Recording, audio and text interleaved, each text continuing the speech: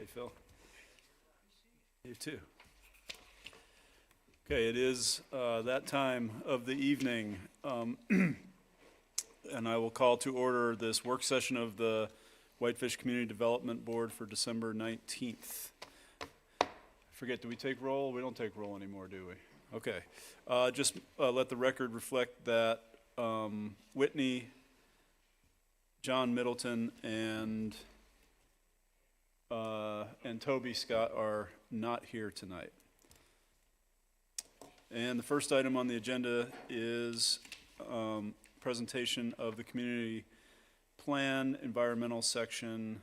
That will be Alan. Alan, before we do that, I would just like to ask a quick question about, just to refresh my memory from last time.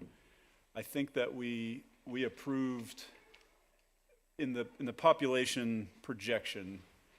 What did we land on?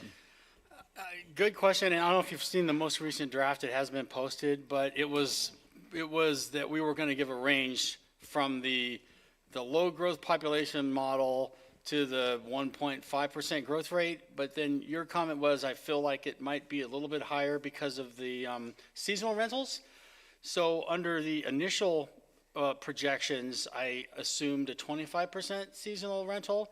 I pushed that up to 30%, which is kind of more consistent with some of the other studies, and it brought our range up. So bottom line is for full-time and part-time residents, based on the projection, is between 3,000 and 5,000.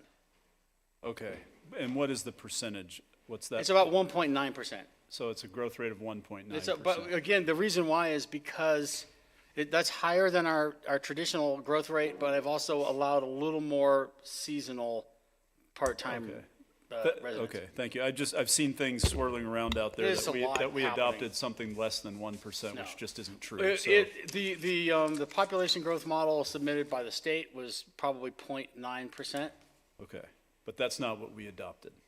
It's a range between 1% and just about 2%. Okay, thank you. All right, let's continue on with the community plan, Whitefish 2040, and you're going to give us information about the environment section tonight. Yes, sir. Correct? Okay, thank you. All right. Good evening, Mr. Chair, members of the board. Alan Tiefenbach, Long Range Planner. Real quick, I want to clarify. So the environment, natural resources, and hazards section is going to be pretty involved. I'm calculating it to be close to about 40 pages. There's just no way we could have dropped that all on you. So instead, we're presenting it to you in 3 sections. One thing I should have clarified, and I realize there is a little bit of confusion about it, is the first page of it is kind of a summary, and there's 3 paragraphs there, and those 3 paragraphs refer to environment, natural resources, and hazards. So the whole summary of the entire section is there, but then I'm only talking about the environment section. The reason why I'm saying that is there's been some questions about, well, you're talking about natural resources, but where is this in the paper? So that's because you haven't gotten that yet. I probably should have graded the stuff out, but I didn't. So I just wanted to clarify that. Okay, so the Montana Land Use Planning Act has some pretty specific things in regard to environment. This isn't all of it because there's other stuff relating to natural resources and stuff, but we're just talking about environment here. And it says that it has to have an inventory maps and description of the natural environment, and it should include conditions and real or potential threats to soils, surface water, groundwater, aquifers, wildlife habitat, and wildlife corridors. And there's a description of the role that the natural resources and environment play in the economy, and then it says that any level of detail beyond that, we're allowed to do that. So it's giving us the purview to talk about more than just what they're requiring. This section has been cooking since about May of last year, and there's been multiple ones of us involved in this. In general, we relied on many different reports and many different agencies as we put this together. Then it went out through all of the city departments for review. I incorporated all of those comments, and then I sent it out to all of these different outside agencies that you see here. And I got comments from 2 of those agencies. One of them was relatively extensive. We made all of the recommendations that they made. Then we posted this. We sent out an alert with the newsletter. We posted this on the website 10 days in advance. And as you directed, Mr. Chair, we put in a press release in both the Interlake and the pilot, saying that there would be a work session tonight. So just real quick, so about 550 people is what that newsletter went out to. These are the topics that are discussed in this environment section: air quality, water quality, soil contamination, wildlife and habitat, and climate change. I'm going to kind of run through here. There's been some discussion about what have we implemented since the last plan. So in regard to air, and I'll move forward and talk about this in a minute, the growth policy, the original 2007 growth policy, talks about the impacts from not having paved roads. There's a few things, but one of the things it talks about is the impacts from paved roads. Since that time, we have regulations now that require paving of roads. So that is the list that has been implemented since. In fact, the air quality standards are relatively slight in that. It talks about wildfire, it talks about vehicle emissions, it talks about sanding, and it talks about unpaved roads. So one of those things that we've talked about right now is the paving of the roads. In this current draft, here are the four topics that are discussed. So dust resulting from unpaved roads, which is not an issue anymore because we paved. Open burning, which is something we discussed. Vehicle emissions and wildlife fires. What you see here in yellow, these are going to be policies that are being retained from the existing growth policy, and then everything that you see in white is what is new. Sorry, Alan, is there a way to get that on our screens up here on the dais? Because they're not coming through on. There's nothing showing on your screen at all? No, not just the blue, no signal on our personal screens here.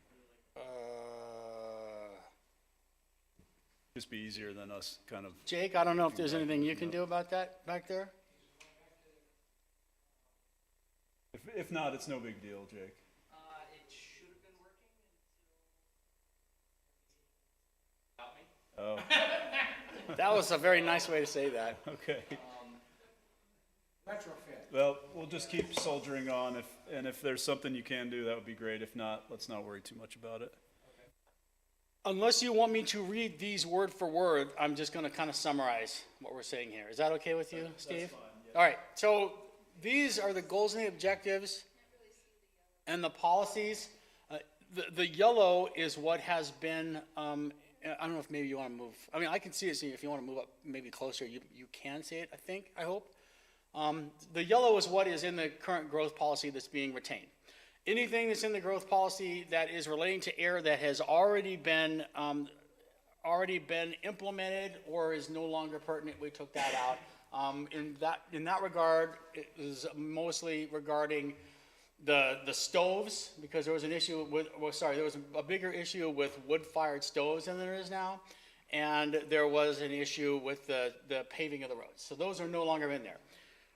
But there's an overall goal, a very general goal, which is preserving air quality, right? And then there's these specific objectives. Some of them are action items. When we get down to implementation, we'll deal with that, but we're not dealing with that at this point. So there's a discussion to keep implementing the Flathead County air pollution control to monitor our air quality. The bottom one talks about to continue to identify sources of air pollution, and we have some examples of some of those things that we can do, talking about reducing automobile trips, championing for public transit, looking for alternates to automobiles. So again, these are all objectives coming out of the write-up that you saw in air quality.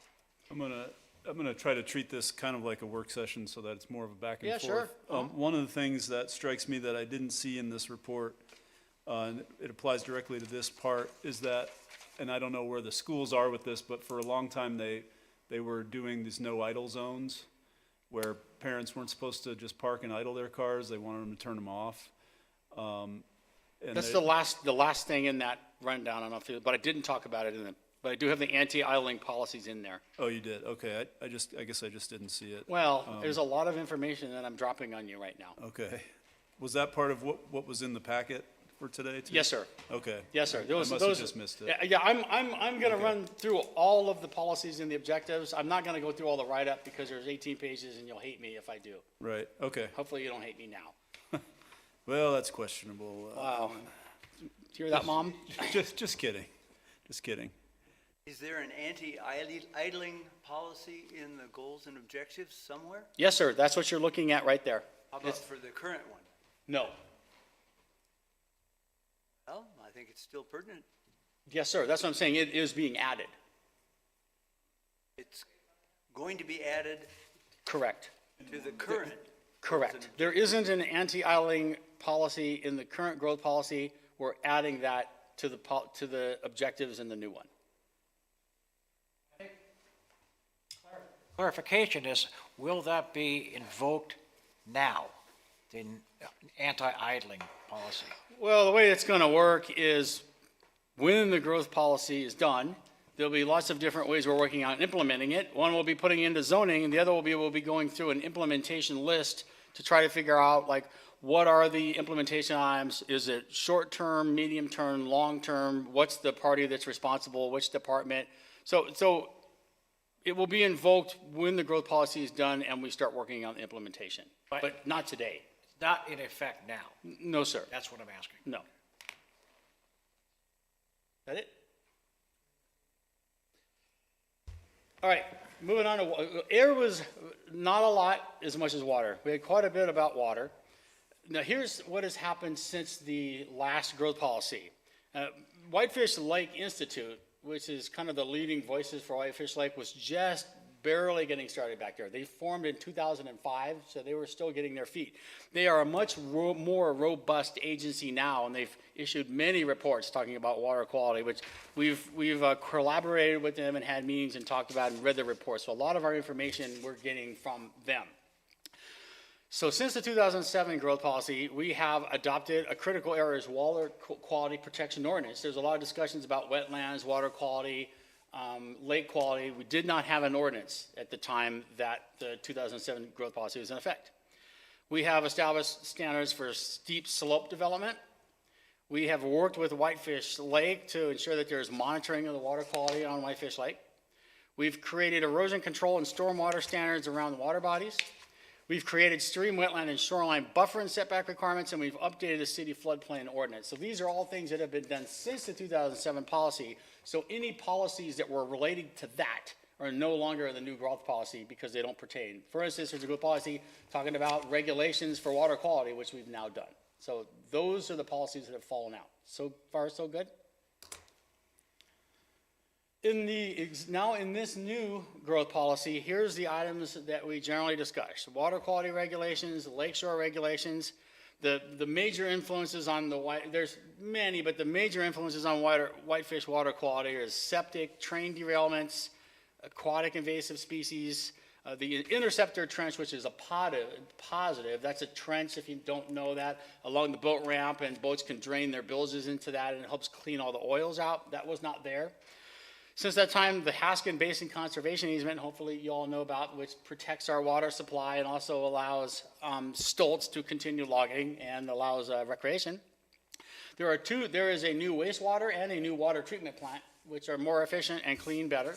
We're talking about stormwater, and then there's some discussion about golf courses. So these are the topics that are in this most recent version. Ellen, I've got a question. Sure. What about new development? Is that a significant influence on whitefish water quality? There is some discussion in the plan about that, but part of it is setbacks from the lakes. And when we get into like land development, we'll probably really talk about that. But I do mention that increasing land development leads to more runoff leads to more pollution, and that can tend to bring water quality issues. I don't know if Dave wants to, he knows the water quality regulations better than I do. And I would say that, one of the issues that we probably don't talk about in there, and I don't know if we should, but, we have different lakeshore protection regulations than Flathead County does. They're less stringent. We have no authority over their regulations outside of city limits. But that is a concern at times because they are not as stringent as our lakeshore regulations. Well, when I was looking over this, I thought I read something, maybe it wasn't in here, about the growth policy ought to impose some kind of a standard on new development that prevented any degradation in the lake water quality. Was there something in there, or was I reading something else? Well, since 2007, we instituted, stormwater standards for development on the lakeshore. So people that do develop along Whitefish Lake, while they don't have to have, leave a a buffer there, but like the stormwater that comes off their house has to be treated and before it reaches the lake in such a way as if they had a, 100-foot buffer in place. And so we have much more stringent standards with regard to that we do look at when building permits come in. I don't know if that's what you're referring to, but I mean, overall, of course, any development's gonna have a cumulative effect on water quality. The more that you pave, the more, oil and rubber from vehicles get carried into the stormwater, and I mean, it's all a cumulative thing over time, but there's only so much that you can address that through a growth policy. Okay, thank you. Alan, I thought I saw a mention on solar panel arrays on the treatment plant. I know that was an issue some years ago, but with the cost of the treatment plant increasing exponentially, that was not exercised. But you still mention it. Is that going to be another project down the road, and will there be funds available for that? Yes, you're ahead of me. When I talk about climate change, I'll talk about that in this meeting tonight. I just don't want to get down that road. I don't want to squirrel before I finish everything. Any other comments on this one, gentlemen? Okay, so here are the policies that are now in this new growth policy. So again, anything that's already been accomplished through our existing regulations or is no longer an issue fell out. Anything that is still an issue or hasn't been implemented, we've retained, or if it's just like a general policy. And then there's been new stuff. So what you're seeing in yellow is all retained from the existing growth policy. The main goal is similar to the one in the growth policy. I might have just wordsmithed it a little more. But here's some of the question that you talked about. No development shall cause soil erosion, sedimentation, nutrient loading, or stormwater discharge. So that's kind of answering your question. I think that's what I was referring to, Yeah, or what so I we're kind read. of answering your question. So are we retaining that, or? No, this staying, yeah. These yellow ones are staying. Anything that I didn't show what we struck. I'm only showing you what we're keeping. It would have been a lot if I would have shown you what we struck, but again, anything that we struck has either already been dealt with or is no longer pertinent for whatever reason. So we're talking about providing additional public access points to Whitefish Lake. That was in the original growth policy, and it was also, numerous people said that during our visiting sessions, that one of the things we should be encouraging is more public access to the lake, because there's only a couple of sites there now. So another one that's existing is the public information campaign to engage community members and provide education. A new one is dealing with golf courses. The impacts of golf courses and water quality was not even mentioned, I believe. Was it mentioned? I don't think it was talked about in the existing growth policy. This was a good idea from Dave. So we added this, and there's actually quite a few examples of how that could be. We did not talk about the drains to river labels that you see, that artwork on the sidewalks in the initial growth policy, but we've added that, and that's something that the city works with Whitefish High School and with the WLI on. Aquatic invasive species was not mentioned in the existing growth policy. Probably wasn't so much of an issue as it is now, particularly zebra mussels. So we mentioned that in this one. What you see in yellow is being retained. Kind of. It talks about, like, I think the existing growth policy says something to the nature of study the impacts of septic or something like that. We're getting a little more proactive about this, and we're talking about trying to figure out how to incentivize people to hook up to the sewer instead of just researching. The research on the impacts of sewer have already been done by WLI, and they've already produced a map showing where they think the leaks are coming from. So now we're trying to figure out how to encourage people to do that. And then finally, right now, and I admit it, we originally used sand for our road de-icers. Richard, you pointed something out that I did not know. I learned something new today, is that salt is the same thing as mag chloride. I should have known that. So I should have known. You're probably a chemistry professor. I should have known that. I was thinking mag chloride and salt were two different things, but I said, no, we're not using mag chloride, we're using salt. No, we're using liquid salt, which is mag chloride. So Sodium chloride. my bad on that. So that is all the objectives on water, goals and objectives. Any comments on that or that section? Yes, sir. Fertigation was mentioned. I'm all in favor of that. but I'm what- sorry, I didn't catch the first part. Fertigation, fertilizing Yes. within the lines. Are there any protocols in place if there's a leak or a drop in pressure to stop the fertigation entirely? Because if there is a break in the If there's like an line, irrigation line that blows, you mean to shut off the water system? I mean, I guess that would be a public works issue? Yeah, I mean, I don't know if there's something in place currently. I mean, frequently irrigation does fail, sprinkler heads break.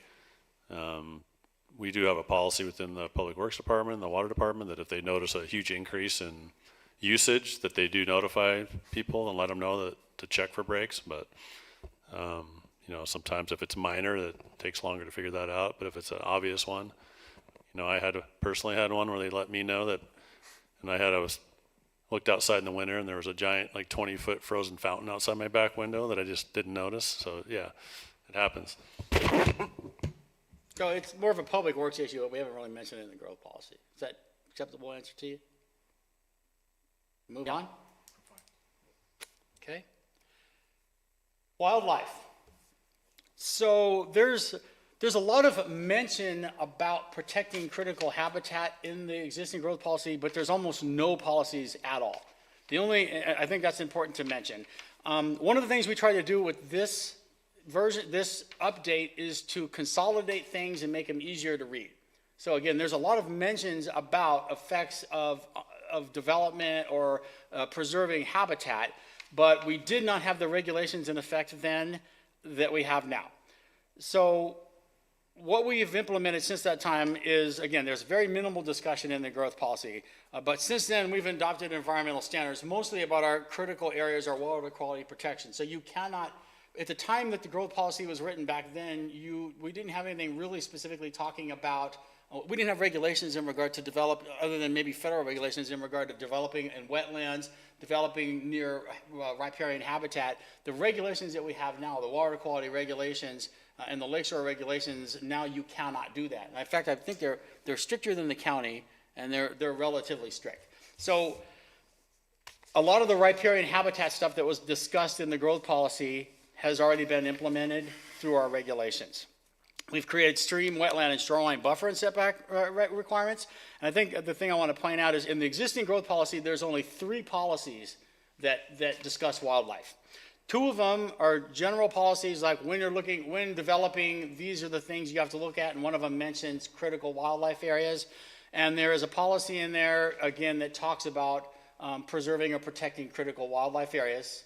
And then there's a 3rd policy in the economic section of the growth policy that talks about encouraging tourism that protects wildlife. So that's all those are the only actual objectives that the existing growth policy has. What we have now are actually much more robust, our discussion about wildlife. So we don't have an actual section in wildlife in the existing growth policy. Now we have an actual section on it that talks about all the things that the existing growth policy talks about, just all in one spot. So instead of having it talk about riparian habitat in 30 different places in the plan, it talks about it in one spot. These are the topics: protecting habitat, the impacts of development on wildlife, endangered species, living with wildlife, and noxious weeds. Not quite wildlife, but not quite not either. So again, with what I told you about what the existing policies are, these are the new policies that we're proposing. So we've got a very general goal, and this very general goal is basically what is in the growth policy now. It just talked about mitigating impacts to riparian habitat, or to critical habitat. What you're seeing is that goal right there is basically all the growth policy has now. These are all new. So working with the Montana Department of Fish and Wildlife to develop guidelines or regulation for development proposals in proximity to wildlife habitats, ranges, and migration routes, while not precluding development and still respecting individual property rights. So one of them is to work with them to develop a wildlife management plan. There's no discussion about wildlife-friendly fencing in the existing growth policy. Now we have recommendations to look at trying to either write regulations or discourage 6-foot-high solid fencing that not all wildlife can cross. There is a goal to talk about, an objective to talk about to continue to support the wetland, lake buffers, setbacks through the water quality protection regulations, flathead conservation district regulations. If our protection regulations weren't going far enough with wildlife habitat, it would encourage us to go further. There's discussions about trail design standards for wildlife, which are not at all mentioned in the existing growth policy. And if I can mention, DNRC has reviewed this, and they've given me their comments, and the comments that you see have all been implemented in here. There is discussion about supporting DNRC with their Living with Wildlife program, continue to support our fruit gleaning program, which I didn't know about until I read the growth policy, which is pretty interesting. Coordinating with residents for animal-resistant garbage cans, which are not mentioned in the existing growth policy, and even talking about noxious weeds, which are also not discussed in the existing growth policy. So I guess the point that I'm making here is we have much more robust objectives in this version than what you have in the existing growth policy. Any questions on this? This one could be pretty quick. Do we need to specifically call out a deer management plan? I know we have a wildlife management plan, but as a goal of this growth policy, should. Let- Yeah, Okay, so I'm gonna apologize. I didn't give you the whole policy. So I'm gonna back up and read this to you the way that this reads, because some of these policies are like long laundry lists of recommendations, and I didn't put it in here, but I'm gonna read this, the work with partner organizations. Okay, I'm gonna read you this the way that it's in the draft that you have. And that answers your question. Work with partner organizations such as the Montana Department of Fish and Wildlife and Parks to develop guidelines or regulations for development proposals in proximity to wildlife habitats, ranges, and migration routes while not precluding development and still respecting individual property rights. Identify, prioritize, and preserve key wildlife habitat corridors. Develop a plan to mitigate conflicts between humans and wildlife. So those are 2 bullet points that I didn't put in here, and I apologize about that, but that is directed for your deer comment, for deer and bear, actually. So basically, we're suggesting that we work with wildlife to come up with a wildlife management plan that we do not have now with the city, and actually have regulations that follow that wildlife management plan. okay. I think we need to have something that specifically addresses deer as well. Like, I think we're at that point in the city, especially with chronic wasting disease. Specific objective that mentions deer? Do you have a Yeah. recommendation? That's my personal thought on the issue. Especially with chronic wasting disease making it to Flathead County, I think that we should be, I think it should be something we want to have a really firm grasp on in the next 20 years, what we're doing with regard to our deer population in particular. So I do discuss it, but I don't have a direct objective about it. Do you have a suggestion of what you're thinking? Well, something that says that we need a deer management plan, like specifically, Okay, not so just a wildlife management plan, but something that is specific to managing the deer population. So I could add that probably to that wildlife plan, particularly or whatever, including a deer management plan that considers the population of deer and chronic wasting disease, something like that. Yeah. Okay, sure, I can add that. Okay. No problem. That's all I have for that section. Anybody else? Any other comments? Okay. I just have one question about what is the unincorporated, what was that? What are we looking at? It was the encouraging bear-proof containers in the unincorporated Right. areas. What is an unincorporated? Anything not in the city, Yeah. so in the county. Anything not in the city, they have totally different regulations, which are much more lax than ours. It's telling us to try to keep encouraging them to have bear containers as well. Okay, so that's not a euphemism for areas that we might annex in the future? No. Okay, Well, it's not a euphemism for it. I mean, unincorporated areas are annexed, some of them could be areas that we annex in the future, but it has nothing, it's not related to this. I got it, thank you. Anything else on wildlife? No. But so I guess in particular, I want to point out that what the existing growth policy has is very slim. There's some discussion, but there's almost no action. This existing version has a lot of action in regard to wildlife. Let's keep moving forward here. Okay, climate change.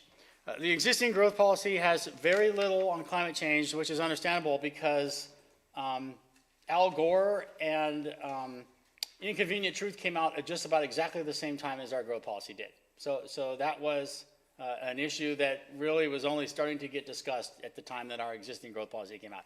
That movie came out in 2005 and our growth policy was written in 2007. There is some comment about sustainability in the existing growth policy, but it doesn't really use the term climate change. It just talks about sustainability. We are much more robust now with this. I think the thing that I want to mention that's really specific is that we've adopted a climate action plan, and that's pretty significant. We didn't have that many cities don't have that. We have a very robust climate action plan that has a lot of recommendations. And what I tried to do here, I didn't want to reinvent the wheel because we already actually have a committee, the Climate Action Plan Standing Committee, that meets every month and figures out how to implement this plan.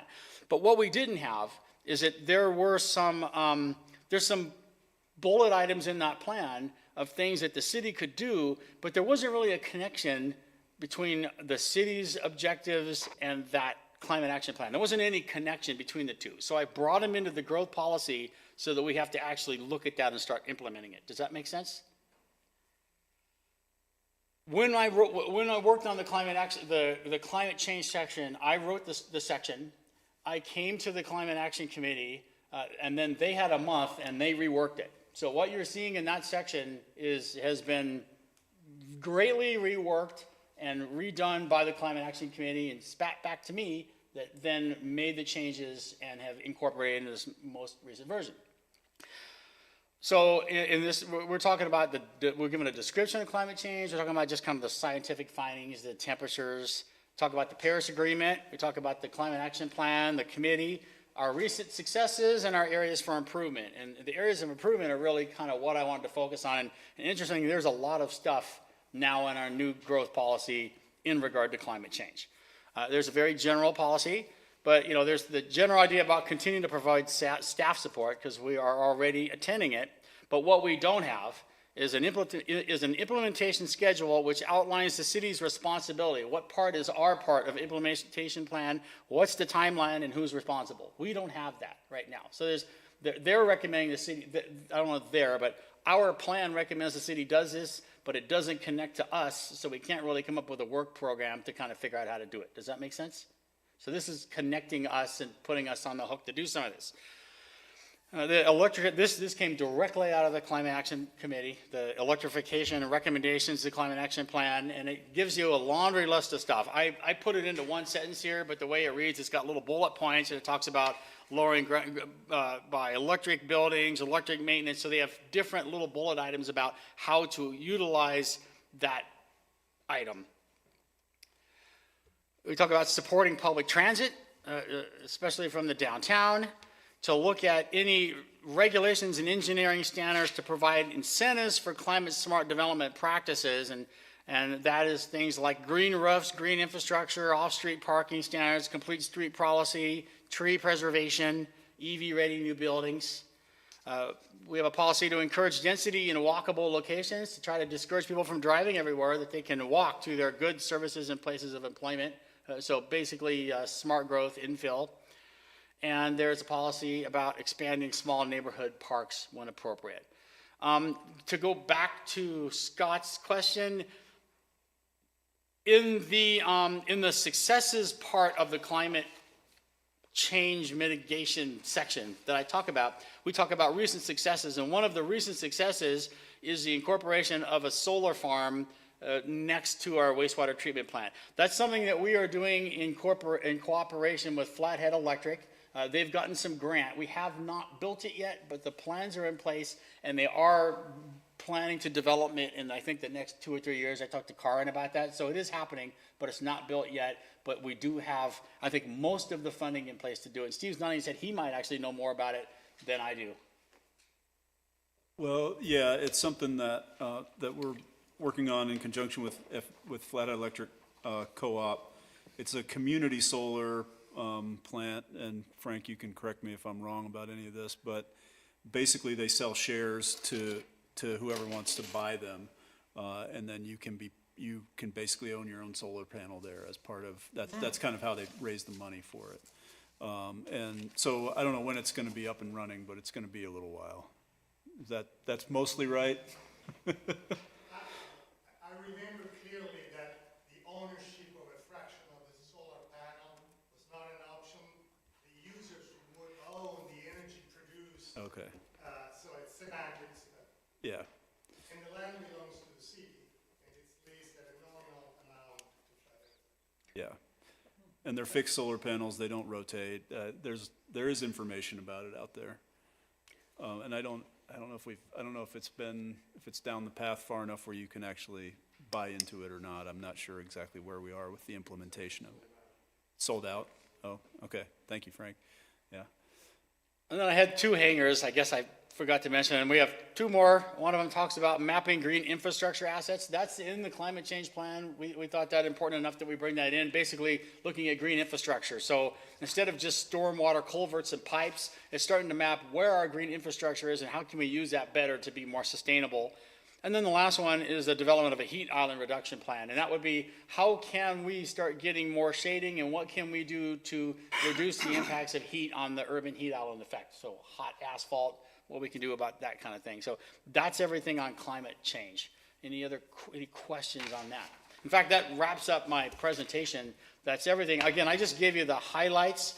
The whole write-up talks about this. The final version, when it comes back in front of you, we don't know yet how it's going to be formatted. Right now, basically, we're just doing all the topics, we're doing all the write-ups, we're coming up with all the issues, and then we're writing the goals and the objectives saying these are the things we need to deal with. Once we get down to that point of actually starting to assemble a plan, then it might be organized differently, but we're presenting to you every single topic with what the goals and the objectives are. I know it was a lot of information. The good news is that the next two sections are much shorter than this one. This is the most complicated one. Mr. Chairman? Yeah. I have one question about solar. How or where do we address in here regulation of solar panels within the city under our regulatory authority, if at all? I don't know if we're allowed to. We can, there's communities that do. We don't have specific regulations for small scale, green energy, like if someone wanted to put a small, wind generator on their property. We have building heights and regulations and things like that. If someone's putting something on a commercial building, then the architectural review, design guidelines would kick in, but we don't have anything specific in our code that really talks about them. They're just an accessory to whatever else is happening.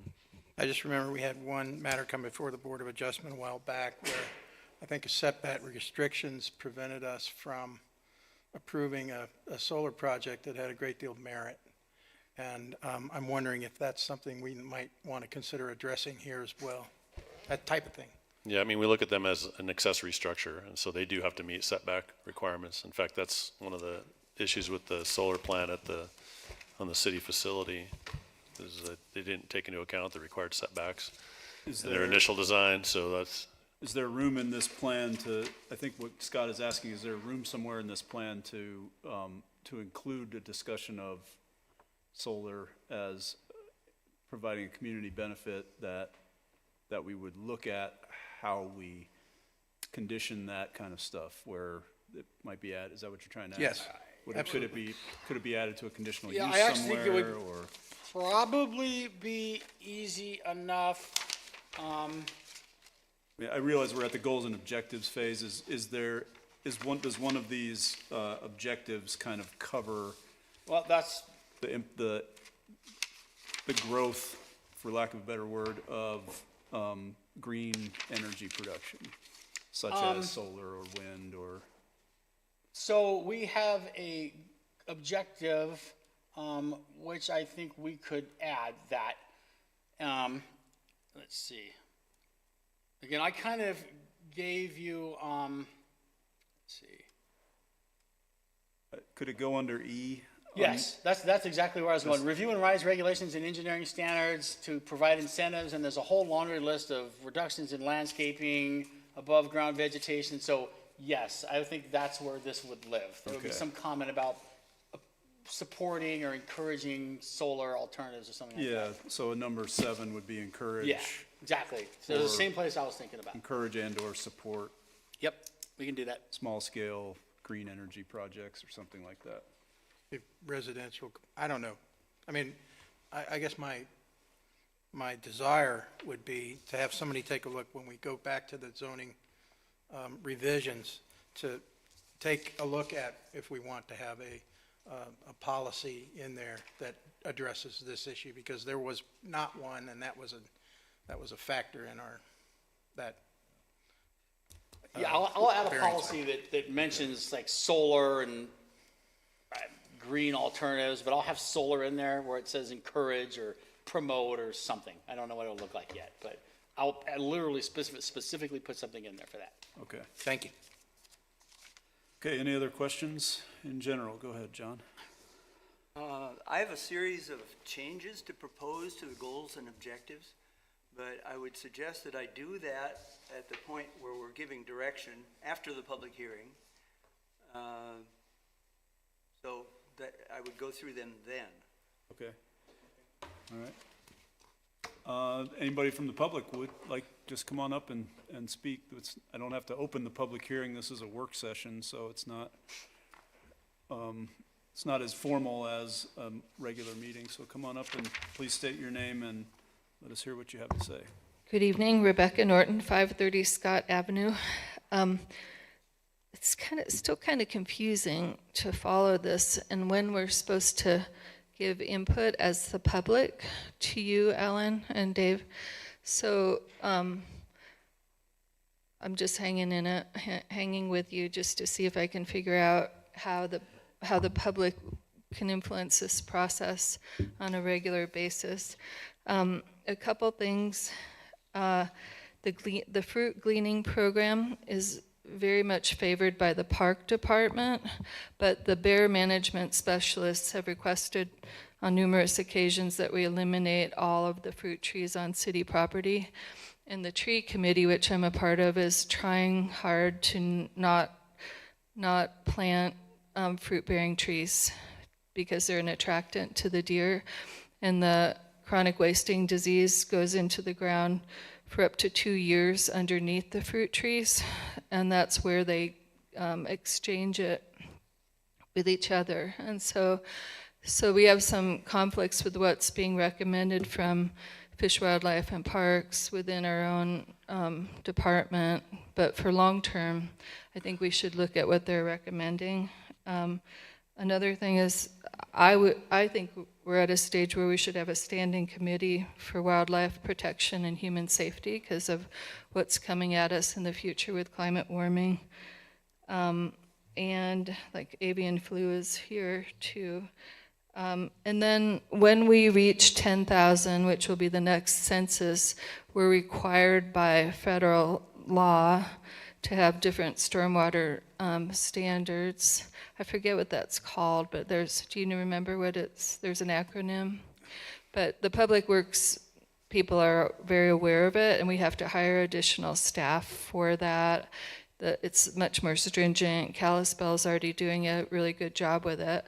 But I do feel like we should be putting those standards into this document now because we're almost, well, functionally we are well beyond 10,000 people using our town, but we will be required by law to do that at the next census, which will be when this will be in effect.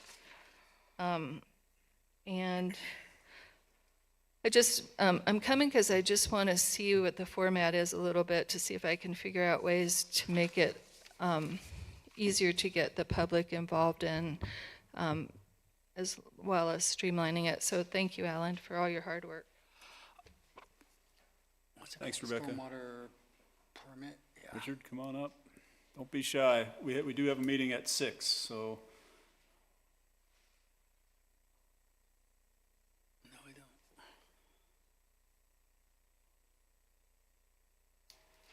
Good evening. Richard Hildner, 104 5th Street, Whitefish.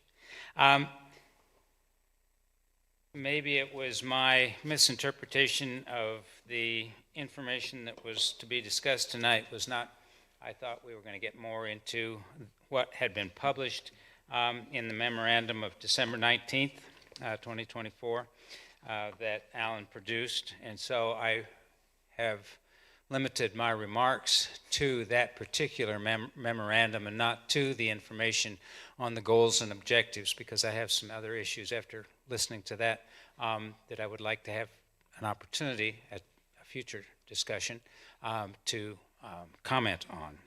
But if I may, in the memorandum that you were given, I'm assuming everybody got it. They I get, hadn't given it out yet, but I can, and I have the one that you gave me with my responses, and I can hand it to him if you want. well, are you If guys you- ready to talk about this or not? I don't know what you're, I honestly don't know what you're talking about, What's the Richard. first page? I'm Well, talking about. If you're talking about the memo was part of the staff report, so they Yeah, all the should have staff, had that. the memo, the memorandum, and then the background on the environmental, Yeah, they got the entire package that was posted. oh, They okay, had the whole thing. all right. So I'd like to, if I may, in the time remaining, I don't know if anybody else wants to speak, and you can tell me to shut up and sit down anytime, Mr. Chairman, if I've used more time than allotted. Okay. But, if you're following along, the background, the environmental background, that's page, starting with page 1. There is that description about mineral extraction, and it was pointed out by Alan that we do have mineral extraction, but we certainly have no mineral extraction, and in this case, sand and gravel, within the planning jurisdiction. So I think it's important just to eliminate that reference to mineral extraction. Then moving on to the next paragraph, potential for natural hazards in every community, yada, yada. There is a discussion about porous surfacing rather than concrete, and I think you should also add asphalt because it's a non-porous surfacing.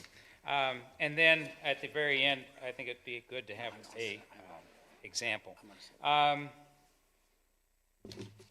I will refer often to the fact that we are not a fire-adapted community, and wildfire, its risks are part of our environment, and we need to discuss that further. Thanks for the clarification on mag chloride versus sodium I'll fix that. versus language. sodium chloride.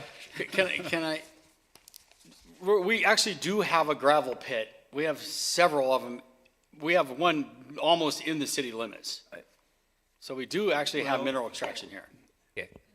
But Well, I think we're not talking about encouraging it. It's not part of the encouragement that we're encouraging the historic contribution to our town, rather than encouraging people to go out and start new mineral extraction businesses. When you see the in natural town. resources section next month, you'll actually see the discussion about mineral extraction and our policies is basically discouraging it. And you'll see a map that actually has all of the mineral extractions within the planning area. Well, You just let's- haven't seen that yet. Your point is taken, Richard. Maybe we could reread it and word it in a way that thank you. that is better and more clear. That's my objective, is to get you to think about some of the things that I have noticed after reading it fairly carefully. If I go on to page 3, full paragraphs 1, 2, 3, 4. We increase in wildland fires. I think it's really important here and in every single element of this plan that we discuss the impacts of wildland fire. Not only fire in the forest, but what happens when the wildland fire comes into our city as a amber storm. So with climate change, we have to recognize that with longer, hotter, drier fire seasons, these issues will become increasingly more problematic with regards to the environment and air quality. And when you stop to think about that, think about the senior citizens, those who are confined to homes and residences and facilities throughout our city. As smoke rolls in, what we're going to do and how we're going to deal with that, and I think that's part of the long-term plan. On page 4, total maximum daily load, the TDML. There's a discussion that the river is getting warmer, and it's said that the argument is that's because we're losing the vegetation on the sides of the river. That's actually not really true, as near as I can tell when I look at the historic maps or photos of the city of Whitefish, we didn't have much vegetation along the edges of the river all the way through city. What we have now are invasive species. Those willows are invasive plants, and that's what's now shading the river. I think the thing to look at is the reason that I suspect, the river is getting warmer is because the lake is getting warmer as a result of climate change. Then towards the end on total maximum daily load, one of the things that we have to recognize that has not been recognized is that Burlington Northern Santa Fe is a Superfund site. And that as a result of that, it is important that we monitor the discharge from and the DEQ's use of their water quality monitoring. And I don't even know that BNSF is in compliance with their discharge permit. I haven't had a chance. They're supposed to publish that, but I haven't seen anything published in the last 5 years. So I think that's an important thing. And I also would be interested to see what's coming out of their test wells below the roundhouse. They have several. I'm sorry, what about the roundhouse? There's several test wells between okay. the roundhouse and the river. And I think that that's going to inform the city. And then page 5, measurable amounts of oil and grease in the Whitefish River likely caused by pollutants in stormwater. And I just don't know that anybody's ever really taken those samples, and if so, when were they taken? We don't have that detailed information. I also wonder towards the bottom, Whitefish River cleanup. Has anyone taken some grab samples of the outfalls from BNSF, that the surface water goes into the river, and I don't think anybody's taken any grab water samples and tested those and challenged that with DEQ. That objective to increase lake access, I think it's a double-edged sword, because if you increase lake access and to decrease congestion, you also increase the potential for introduction of aquatic invasive species, because you have more places for people to get their boats in and out of the river. And the other part of that is that zebras and quaggas, if they get in the lake, I think we're all aware that the intake screens for our water system in the lake will become clogged, and it'll be a major cost to the city. So I think that one idea may sound good, but I think you have to look at unintended consequences. The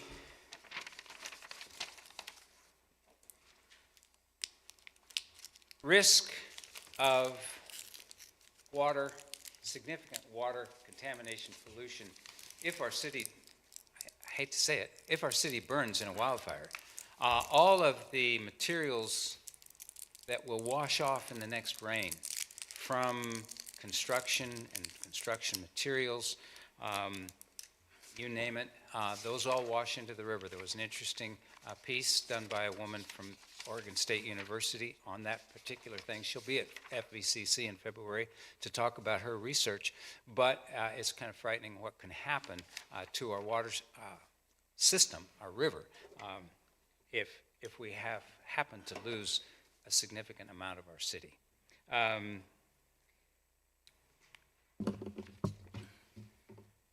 Let's see. If you look on page 8, under upgraded water treatment plant, municipal water is sourced. It's not sourced from First Creek anymore, I don't believe, because that system blew out and was contaminated when the system on the big mountain blew out. So we only get I'm sorry? Are they starting to put it into our water system now? Oh, I know they're monitoring, but I don't think that's a source. Anyway, the other thing to think about in terms of fire is what happens when a load of retardant accidentally gets dumped in a wildfire situation into the Haskell Creek drainage, first, second, third street creeks. Then all of a sudden, that source of water is going to be shut down in terms of water availability, drinking water for our city. Then, that was page 8. Nobody's hit the gong. Remember the gong show? Nobody's hit the gong and told me to sit down.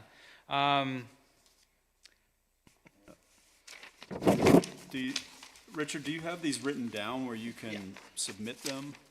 I Or do. are these things but just I- occurring to you tonight And- as you were going through this? Do you want me to argue with, Alan and I have talked about these things, and I'm trying hard not to play gotcha with Alan, and so I gave him all of my comments, but I dispute some of his comments too. Do you want me to just Okay. deal with those? Yeah, Do you have a copy of those for everybody up here? Oh, shucks. I don't think we have, do you have a copy for everyone, or just one copy? Okay. Well, then let me do this, and you can see my comments and where I disagree with Alan. If that would be helpful to you. Sure. Alan, I didn't know what DCNP stood for. Yeah, I got that, I got that acronym messed up, thank you, DNRC. Okay. I just messed that up. Because I have to type No, with one I meant hand. DNRC, I'm So, sorry. okay. It's really kind of interesting that only 2 of 12 people consulted responded. And the other question I had was, how do I access these comments? Do I come and see Alan and say, do I want to see the comments? Page 1, paragraph 2, Whitefish planning area or in Flathead County, not Whitefish County, that's my fault. Then I really would like to think about the edits, and maybe we can talk about edits. I get into teacher mode sometimes, and I apologize. No, I don't really apologize for that. But anyway, paragraph 3, I noted about asphalt, including asphalt as an impervious surface, not just concrete. And Alan said he didn't understand that comment, but I understand it now. okay. Paragraph 4, what is Whitefish doing now to demonstrate a commitment to being a sustainably and resiliency leader, sustainability and resiliency leader? We're not a fire adapted committee, and Alan's response was, we have a climate action plan. I'm intimately familiar with that since I was there when I edited it and chaired that committee initially. But I don't think that's enough just to say we have an action plan. There were some things specific to it that came up in your goals and objectives.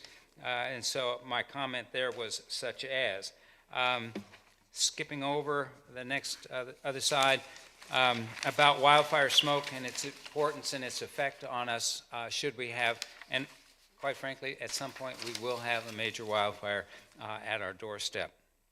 The river temperature, I discussed that already. And let's see.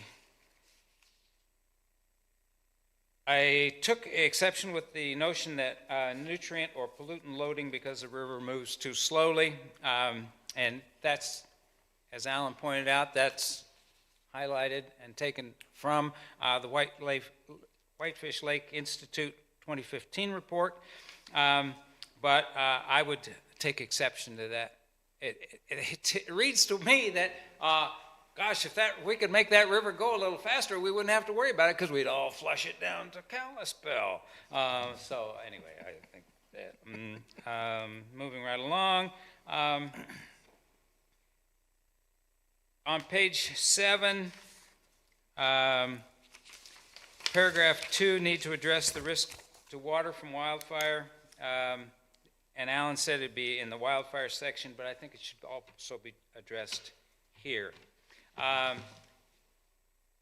On page 8, paragraph 3, we just discussed First Creek, so moving right along. Page 9, current status stormwater discharge permit, and we meeting the standards because we're so close to a Class 1 city. If we're looking forward in our community growth plan, I think we have to look at the fact that we are going to be a Class 1 city momentarily. And so if we're meeting the requirement now, let's know about that. If we're not meeting Class 1 now, what do we need to do to meet Class 1 requirements?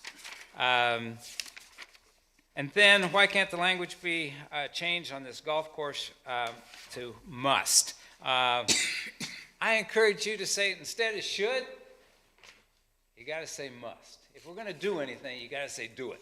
Not, oh, it'd be a really nice thing to do. I think you have to do it. Okay? All right, thanks, Richard. One other quick comment. Yes. And that is, if I can get to it in my notes fairly quickly, with discussions of, just because I think it's kind of humorous, this from the Whitefish pilot regarding mineral extraction, and they were talking about gold in 1909.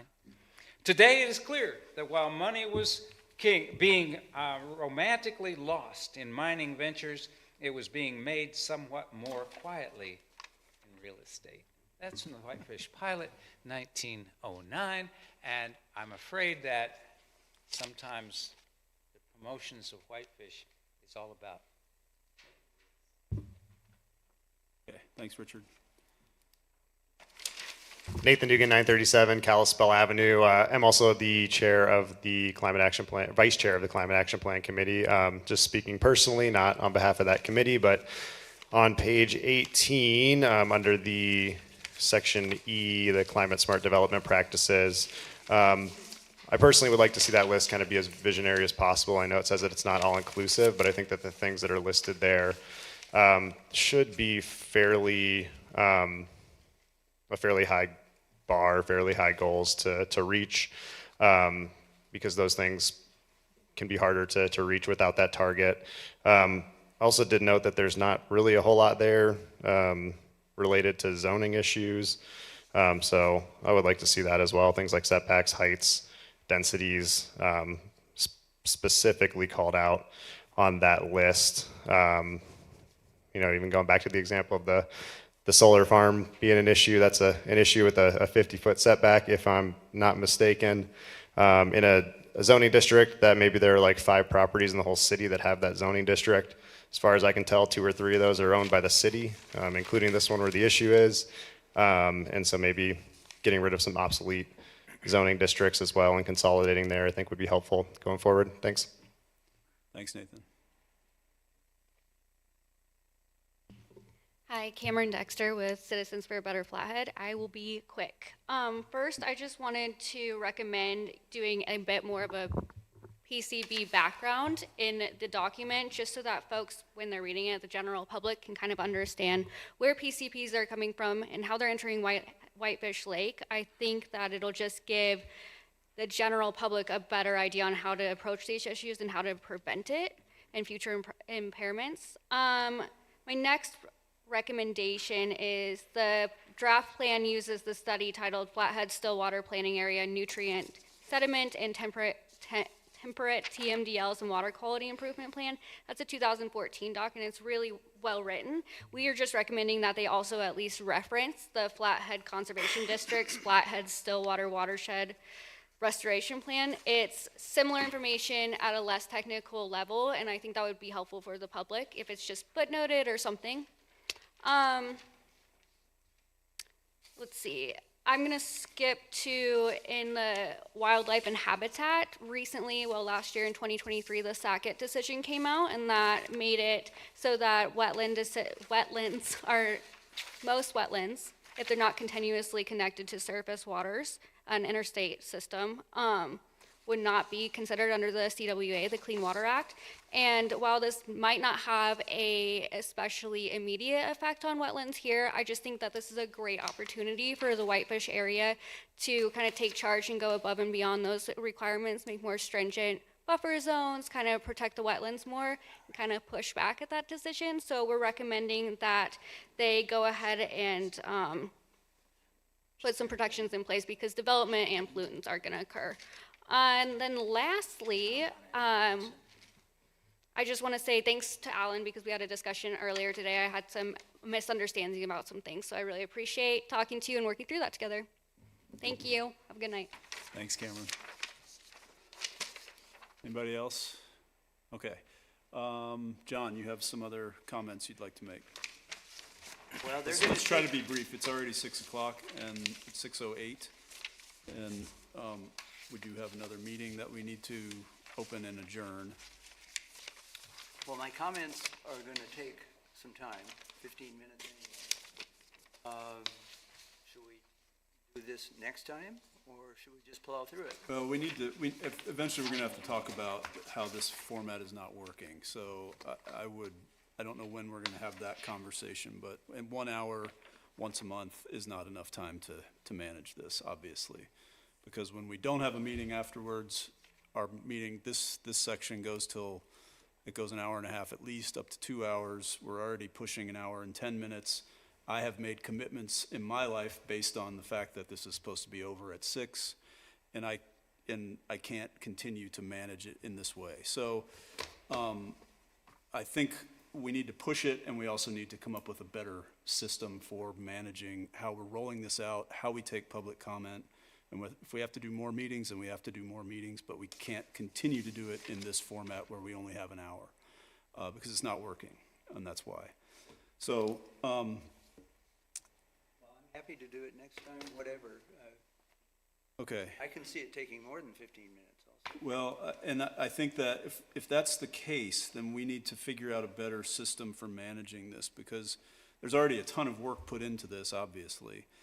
And then for us to go back and make significant changes after we listen to the rollout, to make significant changes and try to get all that done in an hour, it's just never gonna happen. And I value the public comment, the public input as well, but it's just not, the way that this is set up is not working for this forum, for doing it in 1 hour. And unfortunately, I have to leave by 6:30, so, and we still have to do our other meeting. So I think we need to push our continued discussion on this, and I think we need to, at our next meeting in January, hopefully we'll have a full board, and we're gonna have to figure out a better way to take public comment and to roll out this most important document that we are gonna create in the next 20 years in this town. We need to have a better way to do this, because 1 hour, limiting it to 1 hour at a time is just not working. So that would be my recommendation. We can vote on that if you want. If you want to stay and wait and listen to John, that's fine, but I will have to leave at 6:30, which means we will not be able to have another meeting. So I'll let you guys decide. Well, I think it would be better to have the full board here. Also, I'm a little nervous about giving a direction. Mike, please. You can't hear me? Without having the full board here. And also, part of what we need to do is the board members need to consider all the public comments and then make additional changes. I would imagine that this environmental section, which is so very important, we're going to be amending it over and over and, refining it. So we need to have time for that too. And should we start at 4:30? That's, I can't You do can't do that, no. okay. Scott, do you have thoughts? Well, it sounds to me like what you're both saying is we need more time to do justice to this process, and we're probably not going to have it tonight. So perhaps we could pick that up at our next meeting and discuss it the way, I agree with Steve. I don't think an hour a month is doing the job.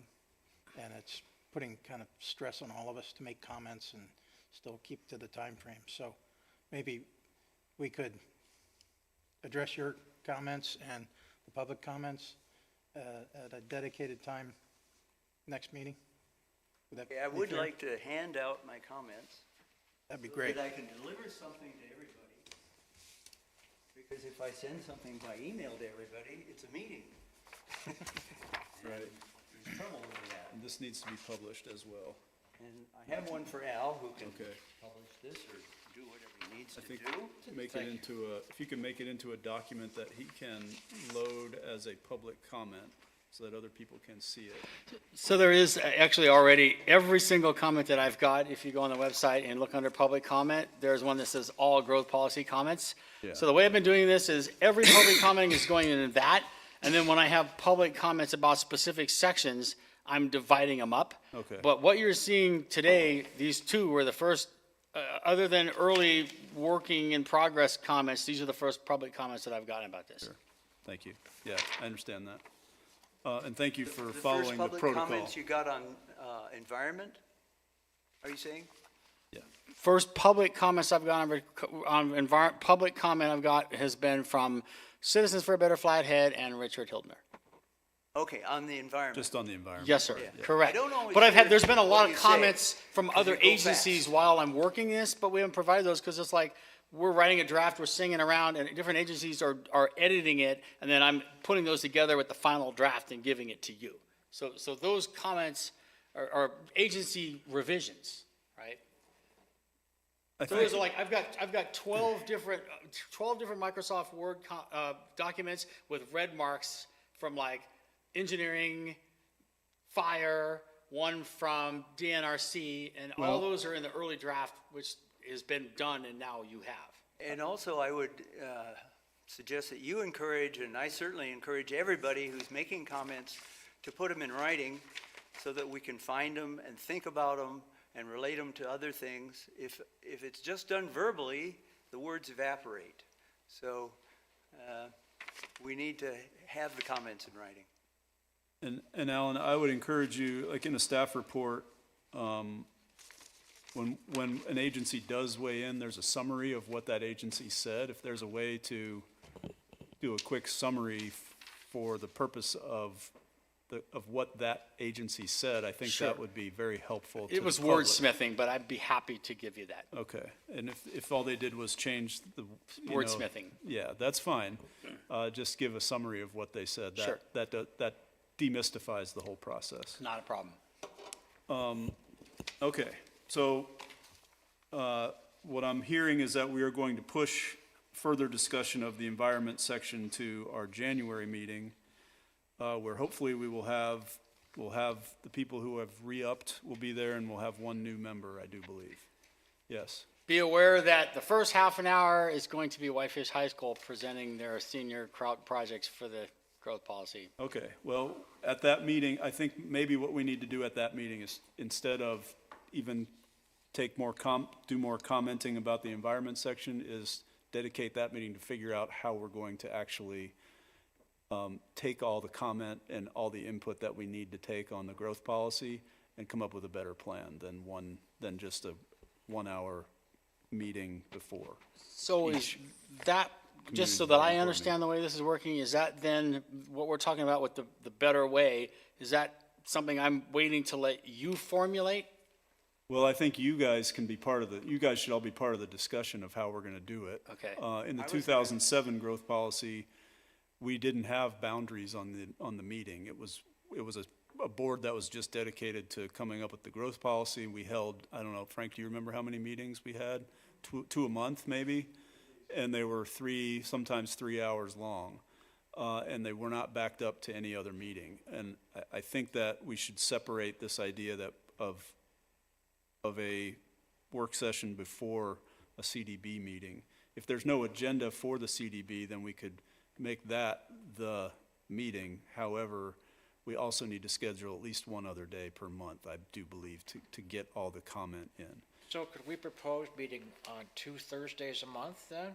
one for the CBD and one for the work Well, session? let's let them kind of put their heads together. Let's talk about it on, if we have a high school presentation for 30 minutes, hopefully we can come up with a better schedule in 30 minutes, and then we can hold our regular CDB meeting after that if there's, and that one is a really also a very important meeting as well. So, I think we can probably get all that done.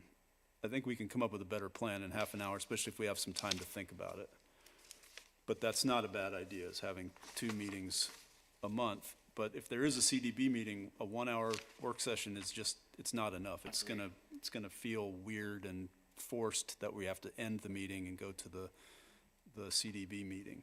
So, I think maybe we have just one separate meeting a month with no time boundary. And that might be more effective. And it doesn't have to be a Thursday, it could be a different time. Fair I'd enough. also like to suggest that the planning staff come up with some kind of suggestion for how to do this process better. Some memo that we received before the January meeting, and then we can discuss from there. But Yeah, they know the mechanics certainly better than I do. yeah. Come up with a few different options that we can maybe vote on one of those or something. Is that fair? Okay. Sorry, this just hasn't, it was part of what I was gonna say at this meeting anyway, is that this just isn't enough time, to do all the work. And it came up, and it clearly, reared its head again tonight. Okay, without any further comment, we will adjourn the work session. Okay, so moved. All right, so we will adjourn the work session then, and we will, call to order the regularly scheduled meeting of the Community Development Board. And please note the same people are absent as at the work session. And the first item of business is to approve the October 17th minutes. Do I have a second? Second. Okay, moved and seconded. Those in favor, raise your hand. Those opposed? Okay, the minutes pass unanimously. Are there any communications from the public on items not on the agenda? Anything, Rebecca? Okay. Then we will, we did have the appeal hearing scheduled for tonight, but that has been postponed because we only have 4 people on the board tonight. And the issue requires a 4-person vote. It has to be, and we don't want it to be, I think the reason is that it would require all of us to vote one way or the other to get any resolution on it. And we need to have the full board here for this one, because it's a really important one. So that is postponed. Any matters, good and welfare from board, from staff? I think we discussed those things that we need to discuss. Other than I was gonna give you a heads up about Whitefish High School next. Okay. I mean, I haven't, well, yeah, I would expect them next month. I haven't gotten the papers yet, but Wes has already told me it's happening. That's great. It's such a wonderful thing that they're involved and engaged fun, and trying isn't it? and looking at it, and I think it's wonderful. I look forward to hearing from them in January. All right, and does anybody know you're not going to be here in January? What is the date of our meeting in January? 16th? Okay. Great.